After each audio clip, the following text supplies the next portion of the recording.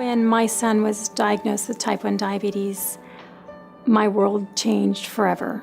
It was something that I never wanted in my life. I didn't know about what it was, but it was something that I've heard in the distance. And it was so overwhelming. It almost felt like I have this new child that I need to learn how to take care of. And PADRE taught me how to take care of my new child. If I didn't have PADRE, I don't know how to take care of him. When I was diagnosed, I felt scared and I felt so sick. When I was first being diagnosed, I didn't know what was going on. And I had so many questions, and they said that I was gonna have to get a lot of pokes and prick my fingers and test my blood a lot. It's the closest to falling apart I've ever been. It's devastating to hear that your child has something that they have to deal with long term. It's annoying.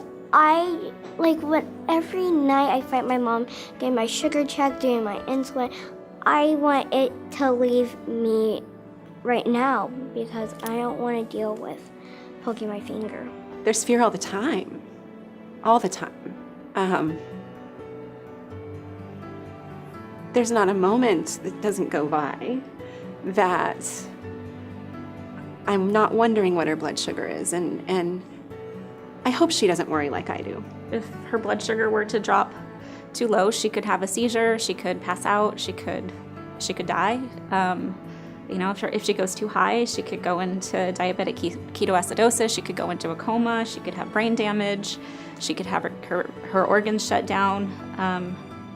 The list is, it's kind of every bad thing you could ever imagine happening. It's a forever change. It's not a phase in my son's life that's going to come and go. It's for the long haul. It's a part of who he's become till the very end.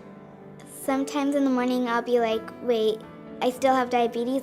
Why isn't there a cure yet? There are times when I'm putting my son Carter to bed, and he'll look at me in my eyes and said, Mom, what if I don't wake up in the morning?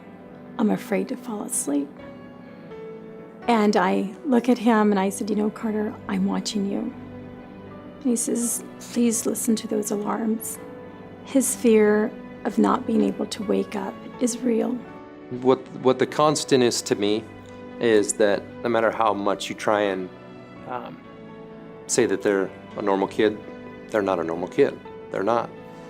They don't get invited to sleepovers like all the other kids do because the parents don't want to take on the responsibility.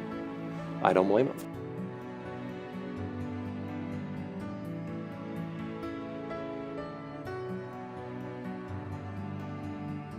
PADRE gives kids a chance to be a kid. It gives Talon a chance to go to places like summer camp and feel safe.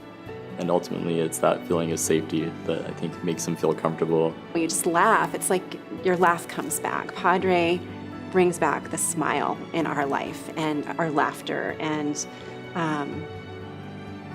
it's just home. When I found PADRE, I just felt a lot at ease because now I actually get to meet other diabetics that, in my school district, I'm literally the only diabetic in the entire district. Sometimes I don't think that I would be here today alive if it weren't for PADRE, because diabetes is such a difficult disease, and you can't do it on your own. The pressing issue for me is what's on the horizon for these kids and the kids that haven't been diagnosed yet that are going to be diagnosed, and what type of lives are these kids going to live as adults. Donating to PADRE is very important because it helps education and just support of people with diabetes and helps them manage it better.